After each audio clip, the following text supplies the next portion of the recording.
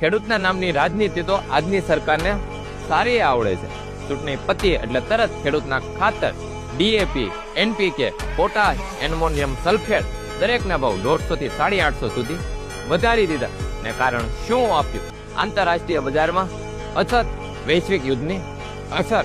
તો ચૂંટણી પહેલા સરકારને નહોતી ખબર કે આંતરરાષ્ટ્રીય બજારમાં અછત છે, યુદ્ધ ચાલે છે, કેમ કે ત્યારે તેમને ખેડૂતની જરૂર હતી, ખેડૂતના મતની જરૂર હતી. મત મળી ગયા અને જીતી ગયા એટલે ખેડૂતને સીધા રોડે ચડાવ્યા. આને કહેવાય ખેડૂતના નામનું રાજકારણ.